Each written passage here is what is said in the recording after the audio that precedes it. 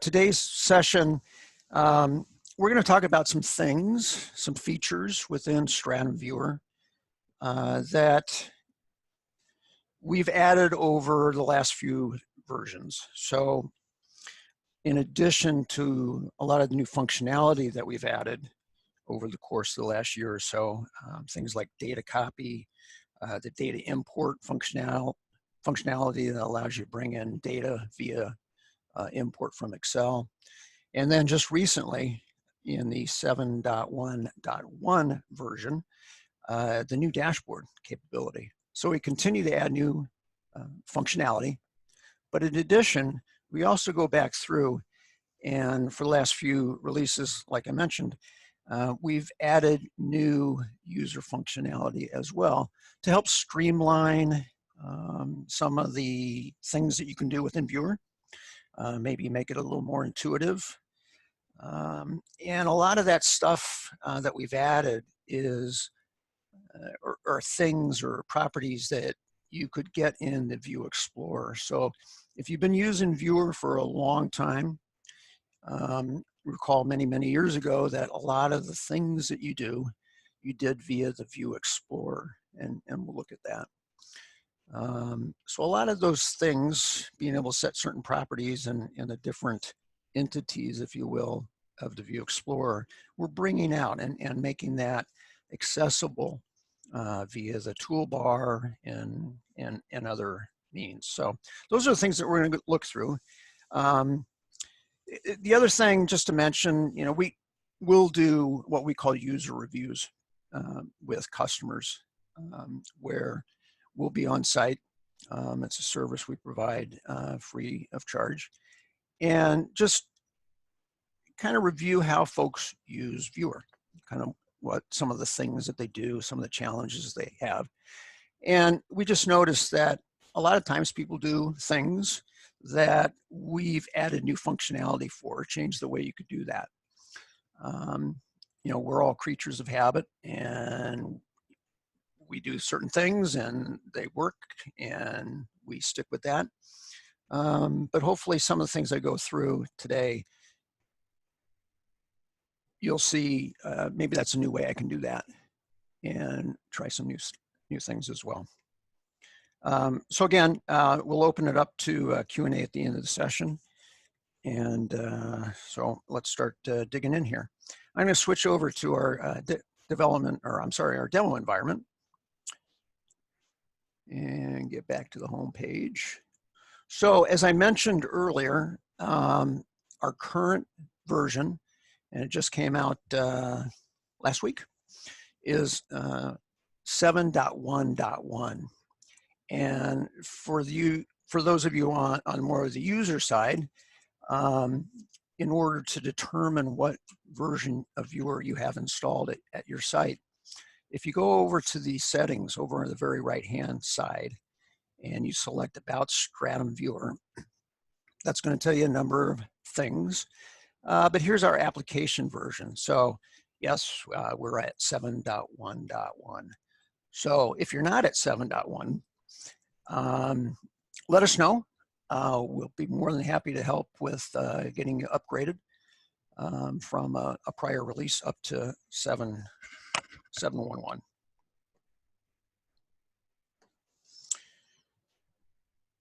Okay, so I'm going to fire up a view here, start a view. And let's see, we'll pick on that one. Just some things, and again, these are some of the things I'm going to show you that have been around since close to the beginning of time for Viewer, and some will be within the last few versions. So in terms of editing a view, the classic would be right-click, select Edit, and you see, in this case, all of the measures that I have, all the regular measures I have, because I clicked on a regular measure column available to me. Other way is you can just simply double-click, left double-click on that, and that gets you there as well. So cut down on a few keystrokes there. The other thing that I find people are not always aware of, but you can highlight multiple measures at the same time and change things down at the bottom here in terms of the time range. So as long as these values are the same for the measures that you highlight, so I just control click, I can change those things. Anything that is not in common, so maybe let's say this last one, list price, maybe that's for 2018. And since it's not the same as the other two, that's going to be grayed out, and you just won't be able to change that as long as that's highlighted, as long as that measure is highlighted. But again, anything that's in common for any of the measures I've got highlighted, I can go ahead and change that. So I'll go ahead and change this to be 2018. I can do the update. And again, the update just stays on the screen, waiting for you to make another change. If I'm done, I'll go ahead and say exit. And now, as you'll see, all of those measures have been changed in terms of the time range. So it's just a really handy way of doing it. You don't have to, point of the discussion is, you don't have to do them one at a time. You can do multiple at a time. If I happen to double click on a calculated measure, so I've got one here, ASP, that's just going to show me that one calculated measure and the expression for that. So I can go ahead and change that one. But again, I can just double click on that.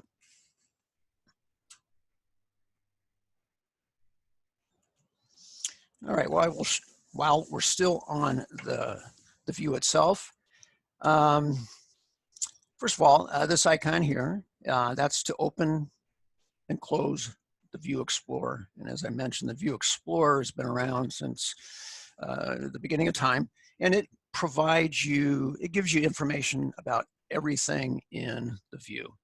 And again, I'm going to show you how we've replaced a lot of those things with different features up on the toolbar.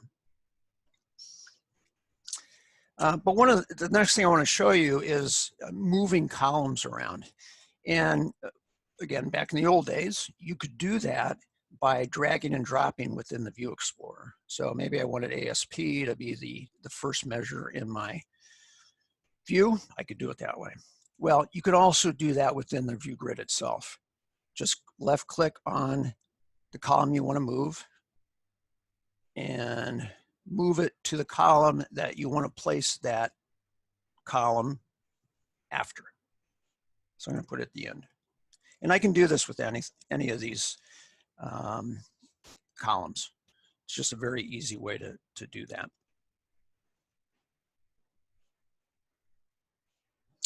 Okay, let's talk a little bit about measures. Now, in terms of adding and maintaining measures, in terms of the columns, certainly in terms of adding them, you could do it from the View Explorer. Just right click on the measure items folder. I could do it within the grid itself, adding a regular or a calculated measure. But I can also do it from this new icon that we added a number of releases ago that deal with measures. And one of the things I wanted to point out was to know or to keep in mind that as you hover over these are actually links as well. Okay, this isn't just information purposes. This is actually will allow you to go ahead and do what you want with the measures. So I can go ahead and add a regular measure at this point. Now it brings up the standard measure window that we're all used to, but it's a nice, easy way, and we think a bit more intuitive to go ahead and add measures as well. I can also, so from here I can add a regular measure, a calculated measure, and then I can also edit existing measure items. So let's go ahead and I'm going to click on that and show you the new menu or the new window that we've got for that. So this window allows you access to all the measures that you have in the view. had I had hidden measures, which I don't in this particular view, down at the bottom, I could also display those as well. So this window allows you to do a number of things for each of the different measures. I can hide or display based on this radio button. I can edit the existing measure. I can copy it, which is really handy when we're dealing with calculated measures, when you've got a lengthy expression. And of course, I could delete that measure item as well. I can also, from this menu, similar to what we did in the View Explorer and in the grid itself, I can move these measures around. Just clicking on that, I think we call it a grabber icon, for lack of a better name, but be able to move those around. There we go. So one of the things I want to show you on when we are copying a measure as an example. So I want to copy this average selling price calculated measure. So I'm going to use this icon here. And what it'll do is it'll bring up the existing expression that you have with the caption and with the format. So a couple things here on the caption expression. You can now enter it directly here as opposed to creating the calculation and then having to go into the View Explorer to change that particular property, in this case caption. I'm going to call this ASP. I can also have multiple lines in my caption right from this screen.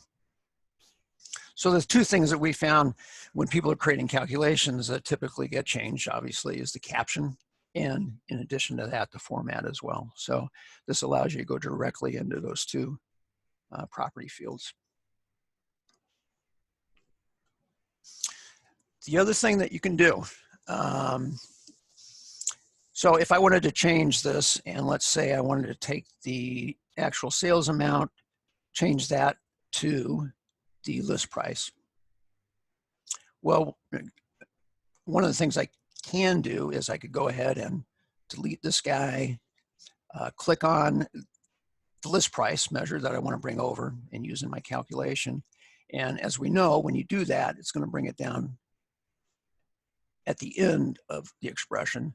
And I can copy that and delete it and paste it back to the location that I want in my expression.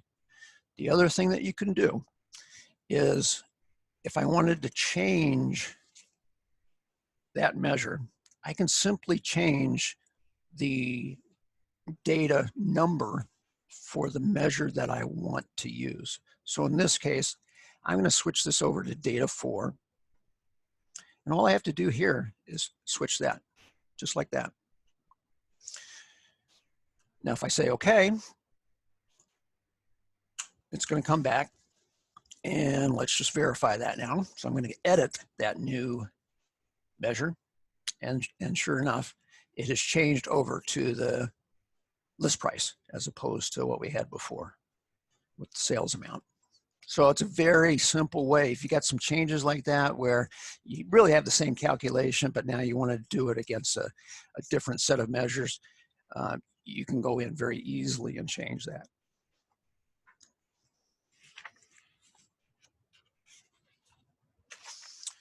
All right, so we'll go ahead and run this.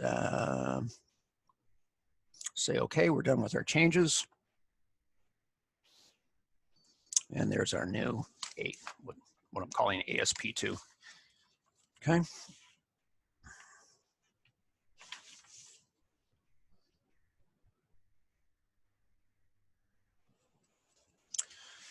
Okay, one of the things that we added, I think it's 6.9, is what we call the navigation panel. And so it's this area here where we've got the rows and the columns. And by default, that is on for a view. You can toggle it on and off using this icon.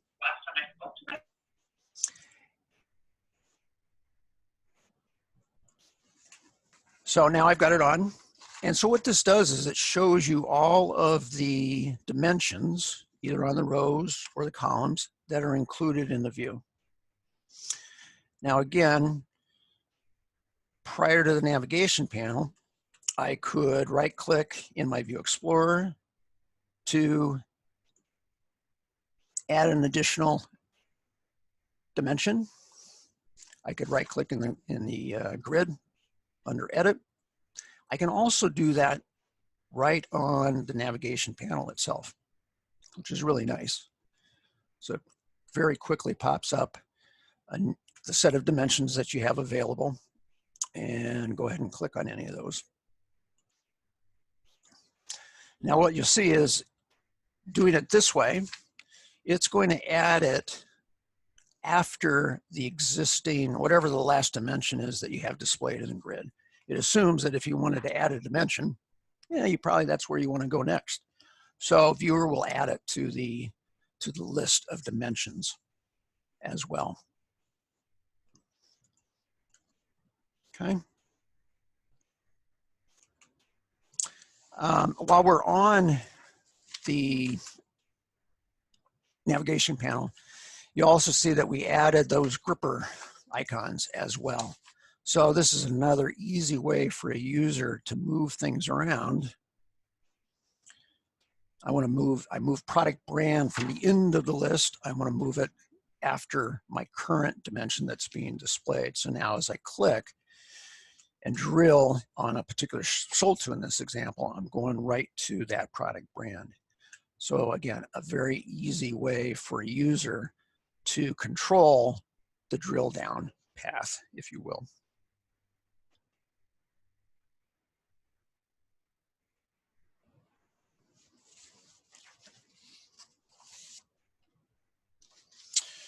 All right. Another feature that we added a while ago, but we keep adding other items to that, is what we call the display options. And the display options is really a combination of what you would see in the View Explorer under the grid properties. So I just opened up in the View Explorer. So everything that's in that grid as properties is also now available within the display options. So again, you don't have to go over to the View Explorer, just open up that display options icon and it's right there. In addition, we've added a few things, and this is where we keep adding as we go along. Some things that you can do within the data itself. So this is a very easy way to show or not show totals, both on the rows and the columns. If I happen to have a filter on a measure that, or on a dimension rather, that filters out certain things. So maybe I just want to show a top 5 based on a filter. I can do show all others right here, which is nice. And then as you're exporting data out to Excel, the repeat item labels makes it very, very quick to go through and list all of the values for all of the dimensions and descriptive information for the dimensions, so that as you export that out, you have that available in Excel as well. So it's a nice, easy way to very quickly add those values.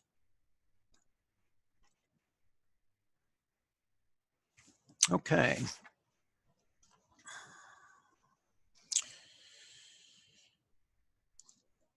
One other thing as we talk about items within the dimensions themselves, adding attributes. So right now I've got, for product brand, I've got just the long description. Actually, let's work on the customer sold to, because I know that's got a few more attributes or pickup fields. Again, I can right click, say add, and click on attribute relationships. i.e. pickup fields, and I can pick and choose what I want to add in addition to the description. I can also do that in the navigation panel.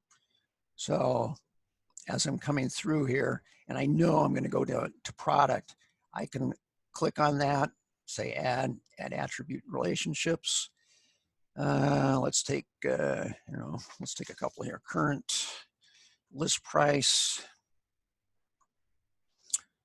and standard unit of measure. Let's go ahead and add those. All right, so now when I go down and I drill from product brand in this example down to product, those are going to be displayed as well. So again, just a few ways of being able to add the pickup fields or the attribute relationships. One other little item, we've got the favorite and recents window we added a little while ago.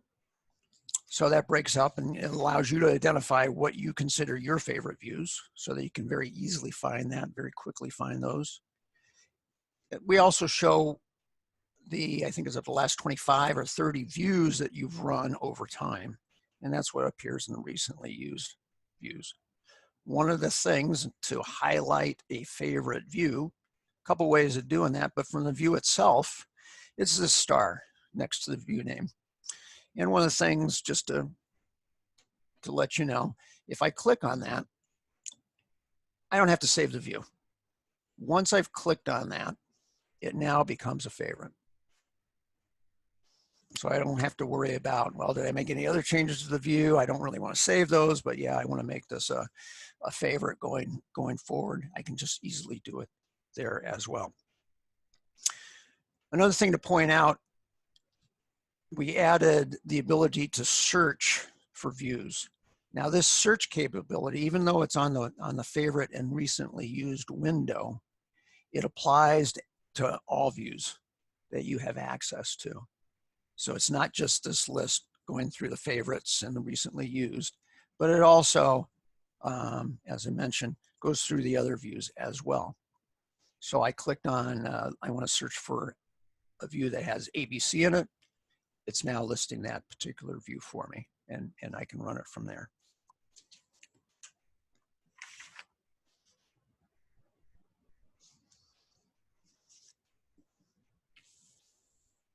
All right, let's go back to the home page.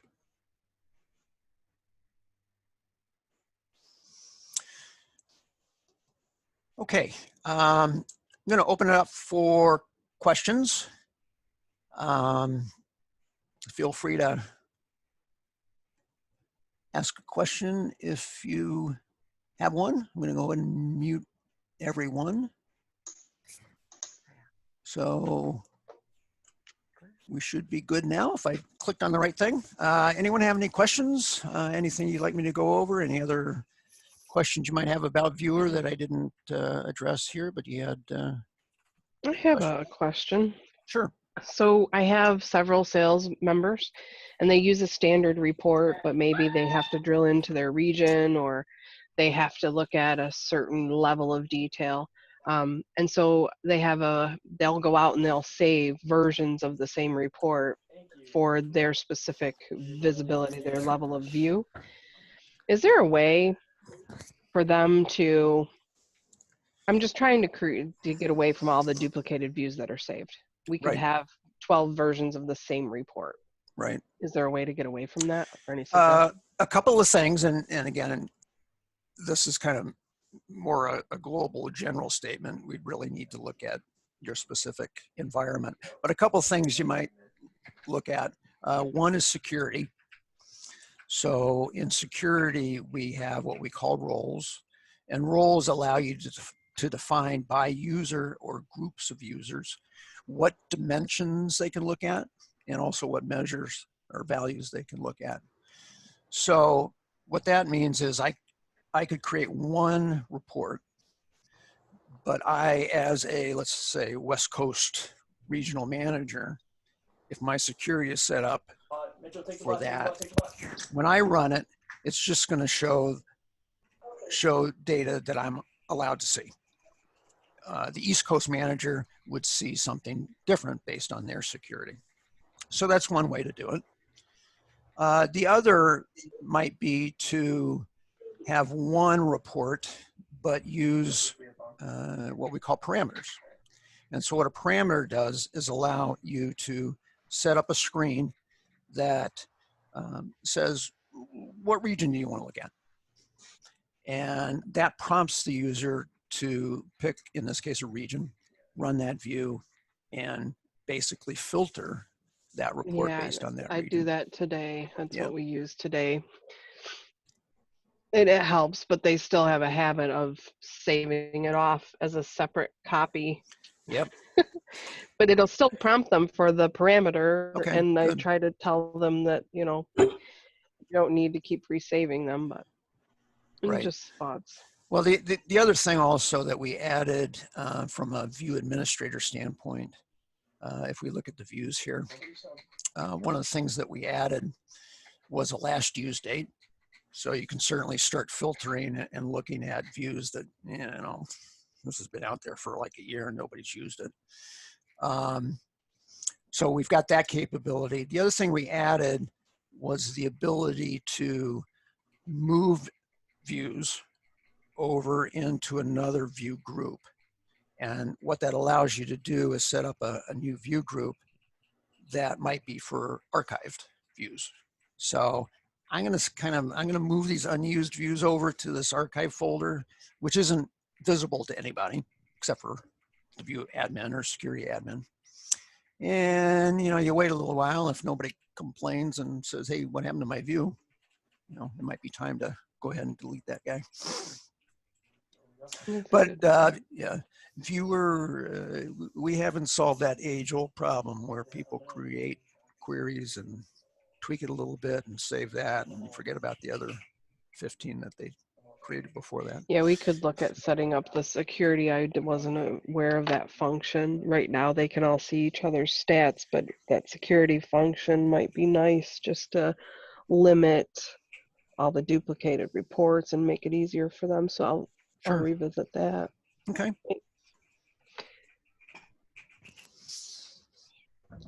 Other questions? Paul, I have a question. Yes. If you can open your view, you were showing the feature about the quicker way of copying the measures with the 1, Yes. 2, 3 icon. Mm-hmm. Is there a way, and I don't think currently you can do that unless I was wrong. You can't, if you click onto the 1, 2, 3, please, the icon that says 1, 2, 3. Yep. We cannot click the 3 measures. Like if I want to copy all 3 measures, often because you created different time frames to look at, right? Can you highlight all of them and copy all of them together and make changes instead of No, doing you one can at a only time? copy one at a time. Ah, okay. Yep. Okay. Yeah, then we'll Nice use idea, the though. old way of doing it, right? Yeah. Okay, thank you. Sure. Paul, I have a question. Okay. This may not be the proper or appropriate venue, but it deals with making a calculation that uses an if statement. Okay. And the what I struggle with is creating an if statement in my calculation that doesn't completely blow open the scope of my view. And all of a sudden I've got every dimension that there is. And I know there's a trick to looking for null, but I don't know what the trick is. Yeah. That's a great question, and it comes up a lot, certainly with calculated measures. For whatever reason, and this is a little bit above my technical reasoning, but in the MDX world, when you do a calculation like this, like you had mentioned, if you got a lot of dimensions in your view, it tries to figure out every possible permutation of the number of members in each of those dimensions and tries to do the calculation. So the way around that is to create, as you mentioned, that if statement. So you're basically encapsulating your calculation so that you want to try to make sure that there's actually data being returned for that row.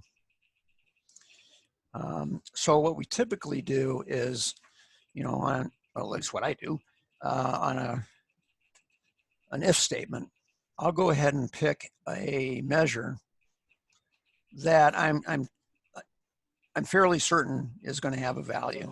And if it doesn't have a value, it's not a row I want to have anyway in my result set. So again, this is a fairly simple view, obviously. But I'm going to go ahead and click on actual sales. And as you can see, it adds it to the bottom. So I'm going to move that. I'm going to highlight it, copy it, delete it, move it back up to the top. And so what I do is I look for that, and a couple techniques you can either do not equal to 0. I tend to say if it's null, then do null. Don't return anything. And then the rest of the statement is my else. So now I've got my calculation here, and I've got to finish it off with a right paren because I've got my if statement there.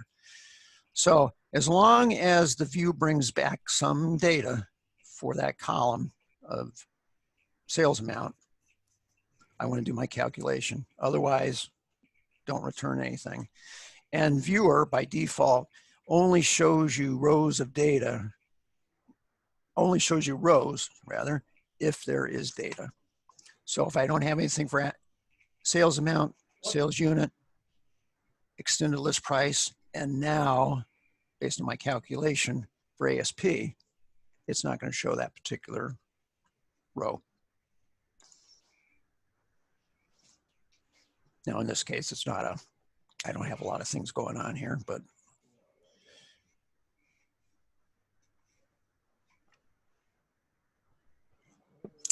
trying to think of another dimension I could drill down into. Let's do it this way. I'm going to bring brand over and then drill into products. Okay, so I got, again, 1,200 is not a large number of rows, but that's the way to solve that problem.